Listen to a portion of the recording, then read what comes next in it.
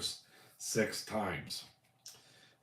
And Bill used to kid me not to use this verse, let the unbeliever leave. So each time between each marriage, I would search the scriptures and discover what the Bible said about divorce. And one of the things is in Deuteronomy, it says that if she leaves, you are not to allow her to come back, that it is considered abomination, and that they don't want abomination in the land. Especially if she goes and marries another man, is with another man, and wants to come back.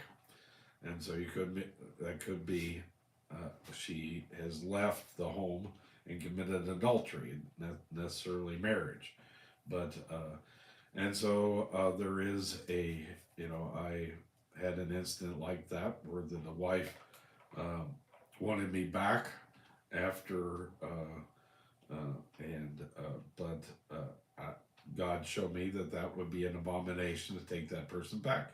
Even if you went and married somebody else and they died and you were a widower, and if that person was no longer alive, I believe still it would be an abomination to go back to that first wife. I know many people who have done that, that go back to their first wife, but I believe that's an abomination. Now, if you've remarried that person, then don't leave them. I'm not condoning that either.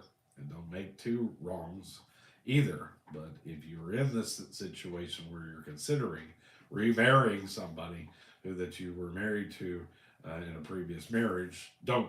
That is an abomination. I teach this in Celebrate Recovery is you get in, make amends, and get out. Because if you, just like in that relation, just like in relationships, you're going to make the same mistakes over and over and over again. It's going to be the same arguments, the same thing that caused you to get a divorce the first time is going to be there to cause you to do it over and over. So the another thing that is here is he said that about whether it's okay to marry. At what point is it okay to remarry if if the unbeliever leaves? Well, I talked to Brother Charlie Dean after one of my divorces, and he said there was a couple he knew that had researched it, and they believed that once that the other person has committed an adultery, that gives you the right to then go and marry somebody else. So, in other words, if they get married again, or if you know of them having adultery, they're really, if you are separated, still you should not be. It's considered adultery if you were to have sex with another person. So you need to keep that in mind. You need to keep away from people. It's okay to have friends.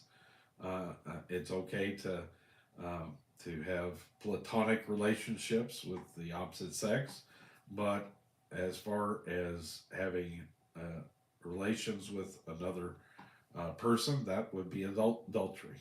And so if they commit adultery, then that frees you up to marry someone else. And so that is something that you have to keep in mind. Those are some things that I have learned in reading. There's about 3 different places in the Bible. Deuteronomy, there's Jesus talks about it, and Paul talks about it.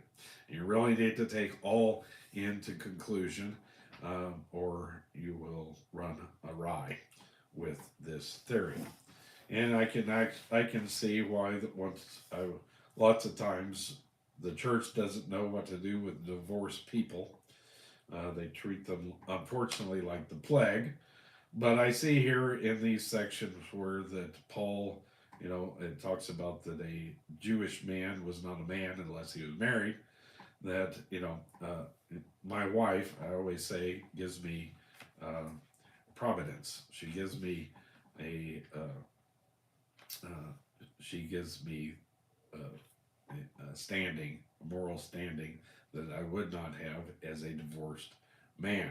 And so, with that, we continue on now to this next section